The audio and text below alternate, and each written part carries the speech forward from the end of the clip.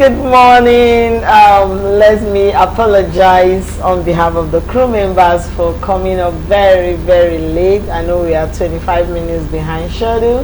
Most of those things have happened, you know. That's why they are equipment anyway. Welcome to Family and Values Healthy Thursday. You know, Thursdays are when we talk about everything that pertains to our health and challenges, and see how we can navigate around the family area when it comes to our health.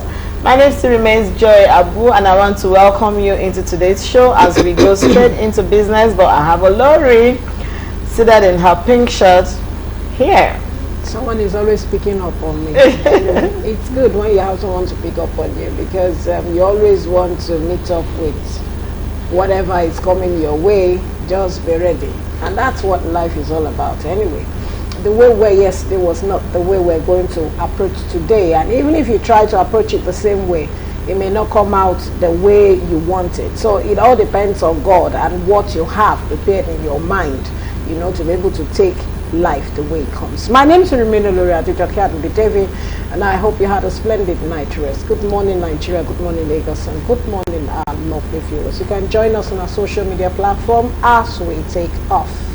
Okay, so we are going straight into business as we go into our mini feature. So we have an idea into today's conversation. We'll see you on the other side. Thank you.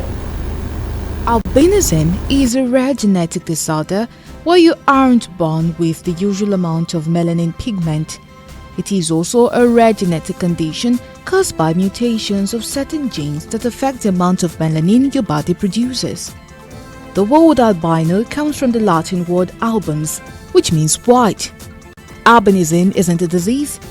Albinism is a genetic condition that people are born with. It's not contagious and it can't be spread. Types of albinism: oculocutaneous albinism, Ehrmann-Pudlak syndrome. Ehrmann-Pudlak syndrome, or HPS, is a type of albinism that includes a form of OCA along with blood disorders, bruising issues, and lung and kidney or bowel diseases. Albinism is caused by mutation in specific genes that are responsible for melanin production. Symptoms of albinism: people with albinism may experience the following symptoms: very pale skin, hair and eyes, patches of missing skin pigment, rapid eye movement, nystagmus, vision problem, light sensitivity, photophobia. However, albinism can live a normal lifespan, while some form can be life-threatening. The lives of people with Ehrmann-Pudlak syndrome can be shortened by lung disease. People in tropical countries who do not use skin protection may develop life-threatening skin cancers. Albinism is a genetic disorder and there is currently no cure. Treatment focuses on getting proper eye care and monitoring skin for problems. Little on treatment about albinism. Eye care. This is receiving an eye exam at least every year by an ophthalmologist. You will likely need prescription lenses to help with vision problems, skin care and prevention of cancer.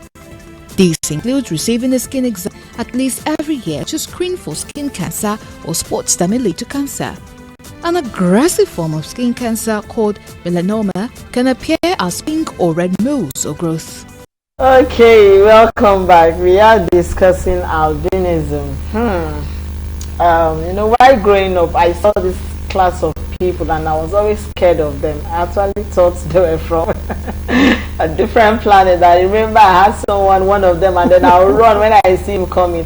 Probably because of the way he stares at things, you know, he brings it very close and then he does this. So I'm always scared. But we have an expert in the house that will take us through this topic. We have Adeniji Abiodun. He is a pharmacist and CEO of Abiaj and Pokamen Pharmacy. You know that he has so much to tell us about this. Welcome, sir. Good morning. So good to have you. Good morning. Thank you, Joy. Thank you for dragging me from your comfort zone. I have to come. Thank you. I have to Thank come. you. I really appreciate I have to do a lot of things, but I have to waiting come. till now too. Thank you.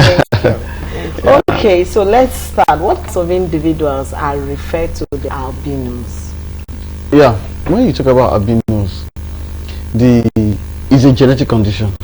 It's a genetic disorder. So the class of people that are referred to albinos are people that have lack of melanin in their skin. Now, the skin, the eyes, and the hair has melanocytes. So what does this melanocyte do? It produces melanin that protects the skin, the eyes, and the hair. So for people that have the disorder, you actually see their skin is light, the hair is light, and the eyes is light. So it's contrary to people's opinion that it's only the blacks that have albinos. No, albinos are all over the world. Yeah, all over the world. The whites have those of them that are albinos, the Caucasians, but it is most prevalent in sub-Saharan Africa. Although you still see majority of the numbers of albino in America and in China. So you see them, their skin color is light because they are not able to produce the melanin that helps to protect them from ultraviolet ray. Okay, so can we now say that there are medical conditions that comes with this particular set of special people? What are the medical conditions regarding the albinism? Albinos are normal people. They are normal people. The only thing that differentiates the difference between you and an albino is the color, is the lack of pigment in their skin, in their eyes, and in their hair. So they are normal people. Now, there are, of course, there are other ones that have blood disorder. So when they have blood disorder, then it becomes a disease. Okay. How does it? What is that? Can you expatiate more on the blood disorder? Yeah. So there are types of albinism. Okay. Now, there's what we call oculocorticosis. Oculocorticosis. Okay.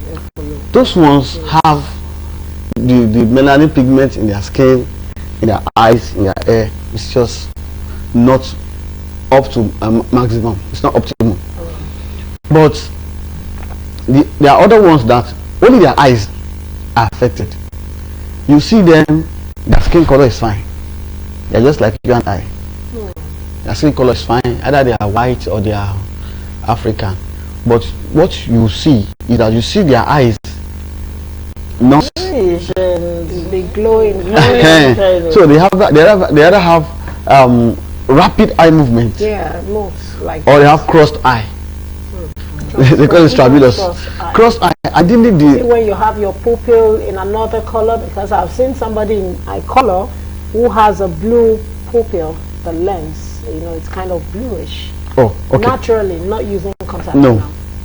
Crossed eye means the muscles of the eye. When my eye moves this way, when one eye moves this way, the two eyes have to move. Yeah. If this right eye moves this way, that's what we used to call past 4 o'clock eye. Those people that used to call them past. So for them, you can see this right eye can look to the right, and the left can look.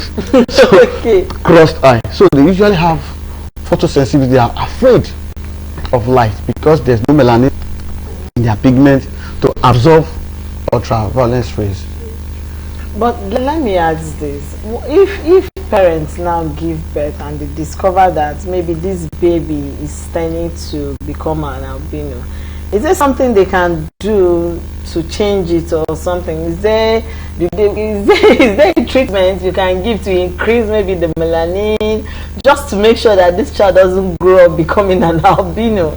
You give birth to a baby, because there was a case of pure blast giving birth to an albino child, and the man was asking, where is this child coming from? Because our lineage, we don't have it, And so, but then when they discovered that both his great-grandparents, one of them became this thing.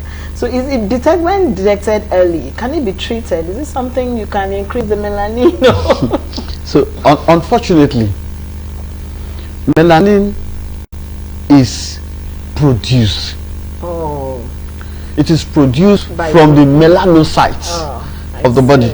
So if it is discovered early, the genetic makeup is already there. The genetic, like as you are now, you have your genetic makeup. that you got from mother and your mother. Yeah.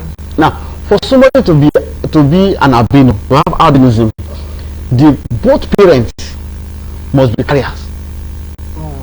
So you can have enough pigment all around you, and your husband might have all the pigment in him, but you can be a carrier, your husband can be a carrier.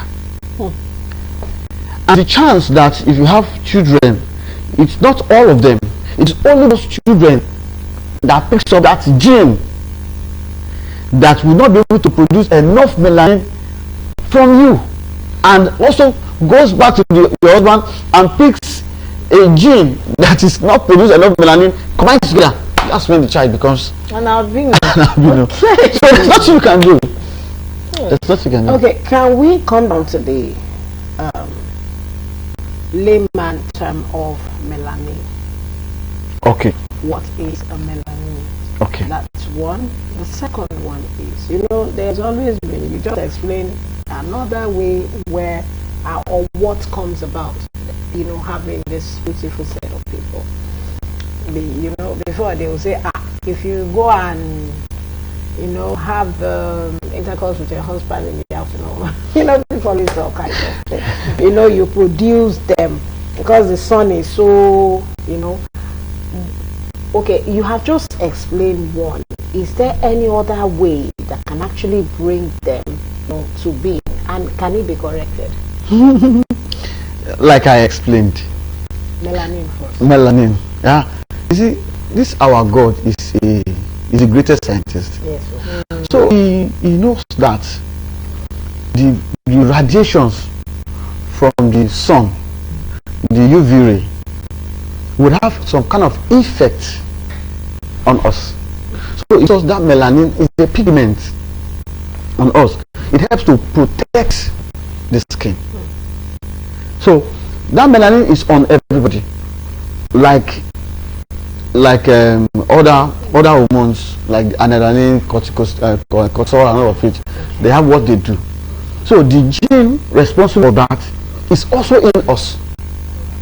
So the genes produce those melanin to protect us from UV.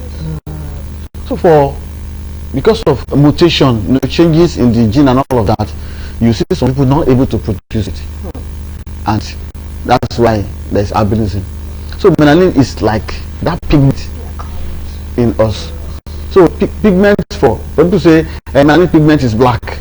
It's not only black. It depends on where you are from.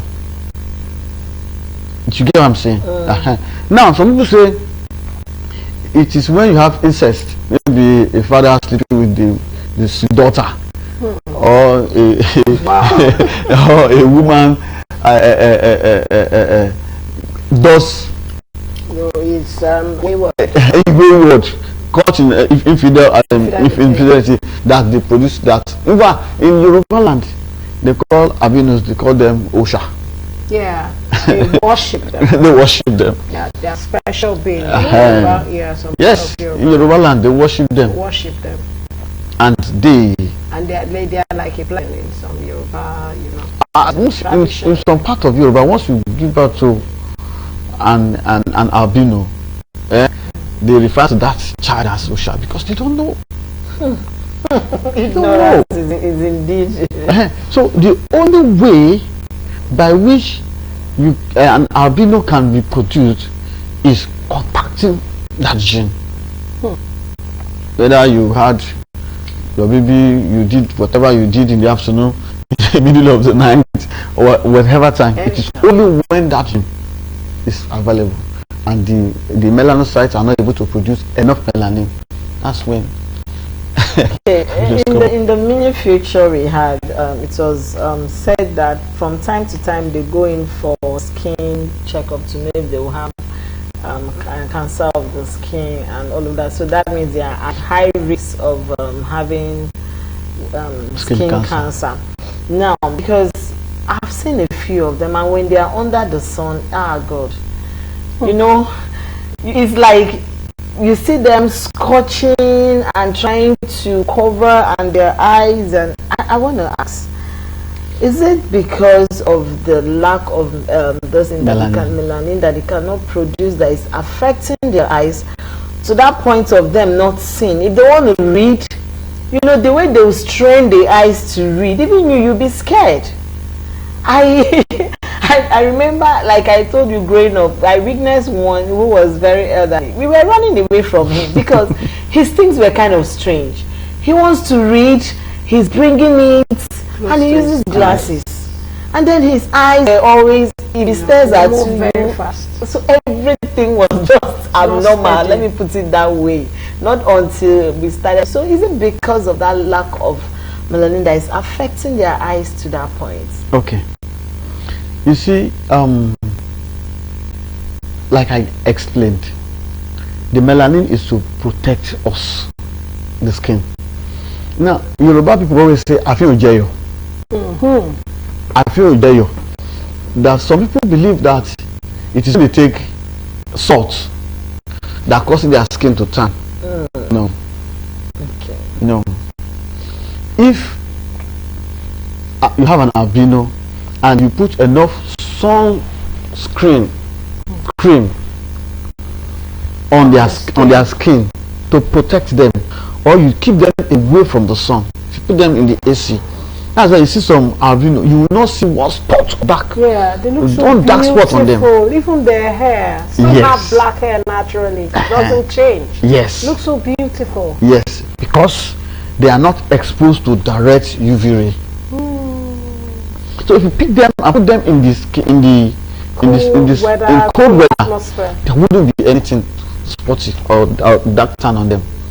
If you now bring them out, because of the direct ray of sun on their skin, it will be tan. So the tanning will depend on how much exposure they have. Then the eyes, why? Like their eyes are always, you can compare them to that of the cats. They are always moving as fast as them. Or is it that for most of them that don't have issues with reading, or like their eyes are normal? Or is it that once you have an albino child, you must also have to battle with the eyes also as an issue? Yes, that's the symptoms you see in them. Number one, they are always afraid of light. The way these lights are now, if you put an albino here now, he has to protect his eyes. Yeah. So they are photophobic, they are afraid of light. Nystagmus, their eyes are always running. Then strabismus. So that one is the cross eye that I mentioned. So those are what you will see in them, the symptoms that was okay, this one is albino. If it's not there, then you know, begin to think, okay, what's happening?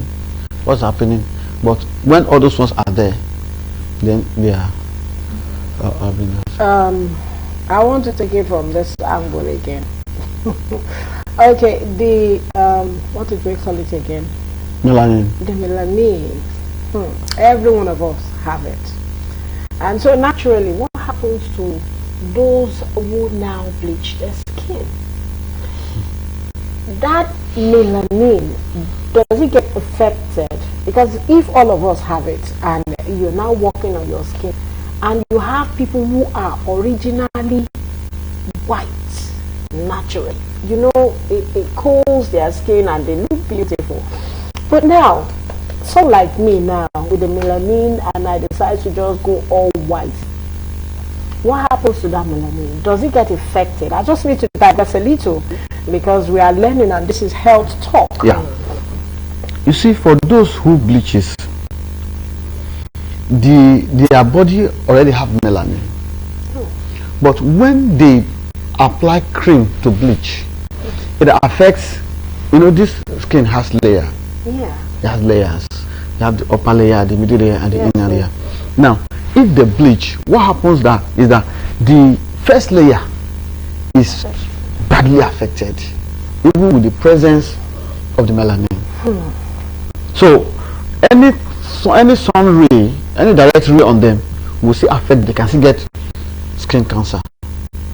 And that's why we always tell people there are creams that have some constituents, especially hydroquinone, that you should not use. So when you begin to use it, you go and check their skin. You see my skin texture. See the way it is. Those that bleaches, go and check their skin. It's so light. Because it kept ebbing out, kept eroding, and they are. So they cannot. It cannot damage the melanin. The melanin. Like I said, melanin is a gene. Okay, so it is still there. It's still there. Okay. But because that part that they are putting this cream will be affected. But other parts that the cream is not being put on will not be affected, the melanin will not be affected, but that surface will be affected. The question she asked you on what can be used, I know some of them use shades. Shade.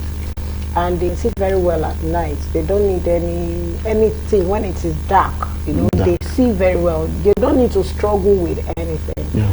Now, is there any other thing, as scientists, I don't know, whether they've come up with any other thing they can use to actually help them? Like we have contact lenses. We know when you go to India, they can always fix one, even for you, people like us, using reading glass like this. Have they come up with anything to help to aid their sight? Yeah, sight. Now, the level of how the eyes is difference. For some of them, they have very bad. The eyes, the pupil is very bad. The melanin pigment there is very, very low. So once you notice that, what we usually do is send them straight to the ophthalmologist to look at them. It's okay, this is what we do. But that there is there's no drug. There's no drug. And if you give them contact lens, you make the matter worse. Okay, now let's talk about the stigmatization that these people face, because we live in a society. You just mentioned that some parts of Yoruba land actually worship those people. Yeah. I shared my experience growing up. Even to, I think even maybe with the kids, now, if they still see an albino in their class, they still feel something, unsettled and you know. So, what is the level? How should I put it this way? What is the medical advocate to enlighten people that these people are normal people? They are just like you and I. It's just that they don't have it. They've not produced enough melanin to give them the skin. You just said all over the world they have albinos, you know, but you know, Africa, our own is always, when everywhere is black and you just see one complete white. You know, I told you the story of the man that was asking the wife, where is this one coming from? Because it is not in our family. You have to explain, you know.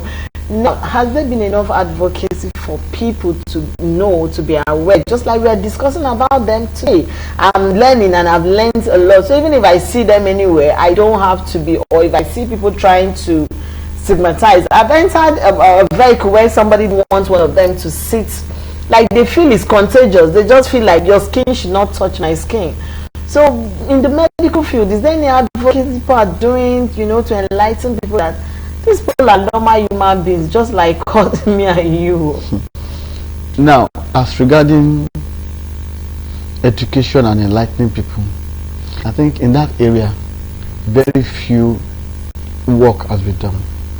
A lot of people does not know that albinos are normal people like us. Very few. The reason is not it's not far-fetched.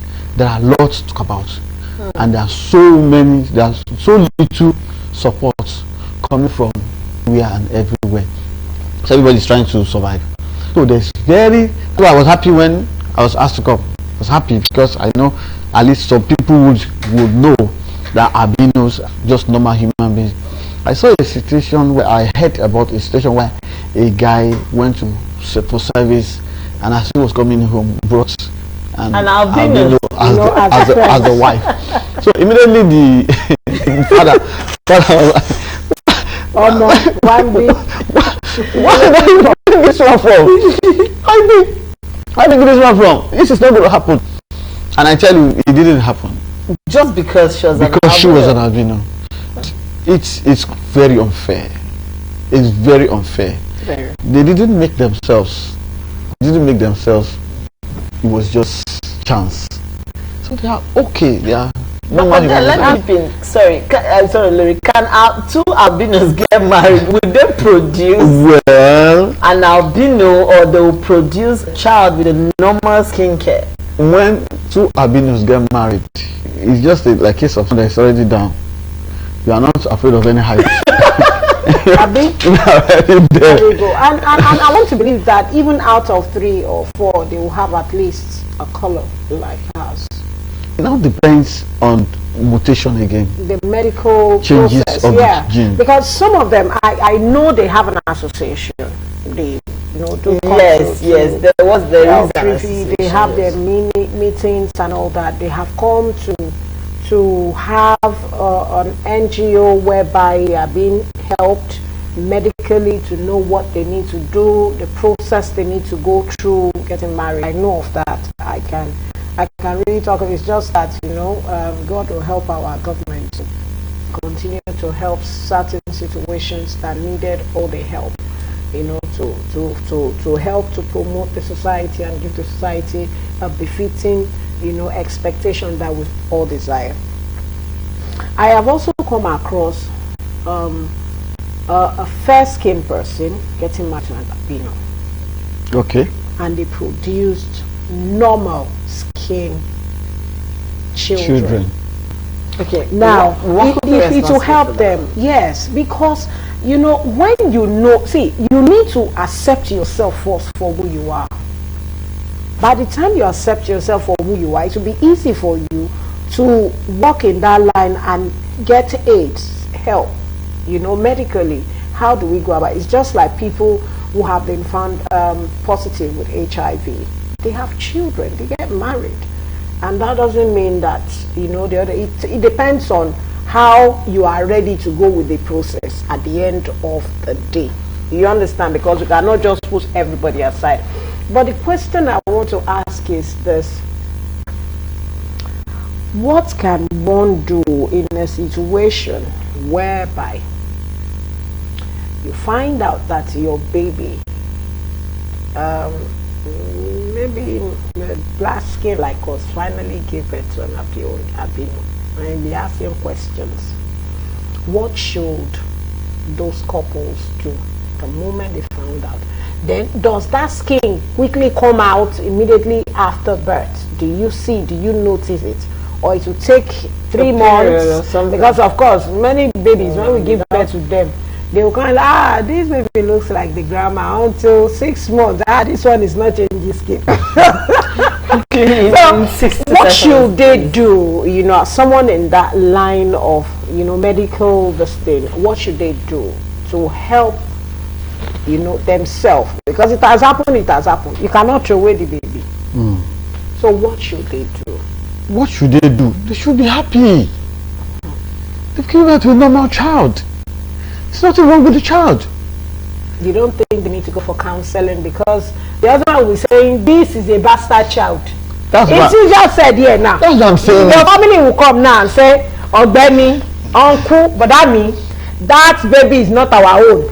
Your wife must have been committing adultery when you travel a lot, so that baby is not our own. What should they do?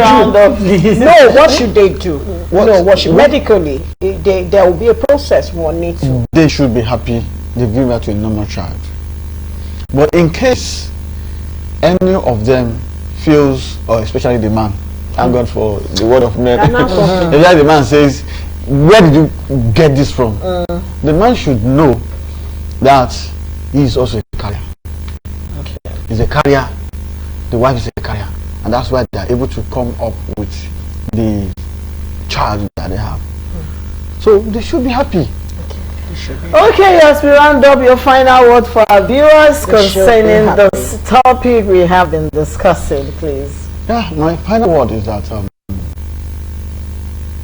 when it comes to albinism, they are people like us. They are normal human beings. I've seen some of them rich, some of them influential, talented. There's nothing different separating them from you and I. It's only the color of the skin. And I'm even surprised that we as Africans, if we travel out or someone comes to our country, maybe that person is a Caucasian and the color of the skin is different, we really embrace them. Those are people we don't even know, or maybe we got to know over in transit, but this is our own. Why are we discriminating against them? They are human beings like us. We should accept them and relate with them like we're relating with normal human beings. Thank you very, very much, Olori. Thank you so much for shedding all this light and opening our eyes to another steps we have not looked into for a while. And so please, Oga, think well. If you are not sure, go do DNA. But sincerely, we need to check ourselves health-wise before we get married, so that we will not find ourselves, in situations we find it called to understand. My name is Remain Adejoke Atunbi David, and my friends call me Olori. Just find me Olori Adejoke Atunbi David on Facebook. Have a lovely day. Bye for now. Yes, thank you so very much, our esteemed viewers, for joining us, and stay tuned with us. Even when we had a little bit of technical issues, you are still there to enjoy this wonderful topic. Do not discriminate against the albinos. They are human beings, like our guests have said, just like you and I. Nothing is wrong with them, Please make them friends, be happy with them. If you see them around, love them, show them love, and that's all they need.